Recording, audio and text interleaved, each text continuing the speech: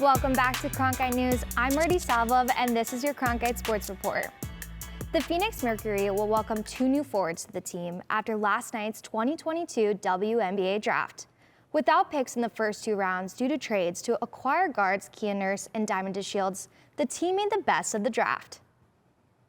They were left with 2 third-round picks, where they selected Notre Dame forward Maya Dodson with the 26th pick and IUPUI forward and center Macy Williams with the 32nd pick. These selections were due in part to the absence of Brittney Griner, who is still detained in Russia. According to ESPN reporter Holly Rowe, the Mercury intended to pay Griner her entire salary for 2022. The WNBA is also considering giving the franchise some relief regarding the salary gap due to Griner's absence. Griner was detained back in February after Russian authorities said a search of her luggage revealed vape cartridges that contained an oil derived from cannabis. Griner could face a maximum penalty of 10 years in prison. Last week, the ASU Cronkite School of Journalism hosted a panel of experts to discuss recent hiring practices in the NFL. The discussion comes on the heels of a discrimination lawsuit filed against the league by former Dolphins coach Brian Flores. Former Cardinals coach Steve Wilkes has also joined the suit. I attended the discussion where the panel agreed there needs to be a better process for creating more diversity among NFL coaches and executives.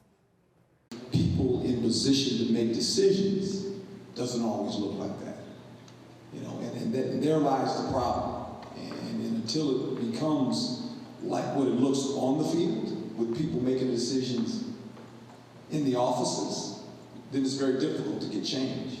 According to the Institute of Diversity and Ethics in Sports, 70% of NFL players are people of color, and currently only 5 of 32 NFL teams have minority head coaches.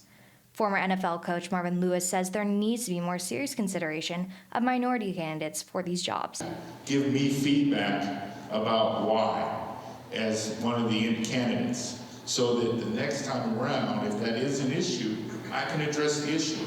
So that's one of the things I know was discussed about better feedback that way to help these young men that are interviewing. Although the NFL adopted the Rooney Rule in 2003, which requires teams to interview at least 1 minority candidate, the rule has done little to diversify the coaching ranks and front offices. People are interviewing you, but you're not going to get the job. Because the owner's going to call his other buddy and say, well, did he interview for you? Yeah, how was it? That wasn't very good. Well, we'll interview him. Check the box. And so that became the unintended consequence of the Rooney Rule. In late March, the league expanded on the Rooney Rule to include women as a minority in the hiring process for prominent positions. The Diamondbacks finished their 4-game series against the Padres last night with a 10-5 loss. They started off with a win on opening day, but went on to lose the last 3 games of the series. During Game 1 of the series, the D-backs won 4-2, despite a strong showing by Padres pitcher Yu Darvish. Their lone win was followed by back-to-back 3-run losses, including a 3-0 shutout. The series concluded with last night's loss, and they now look to bounce back against the Astros tonight at Chase Field as part of a 2-game series.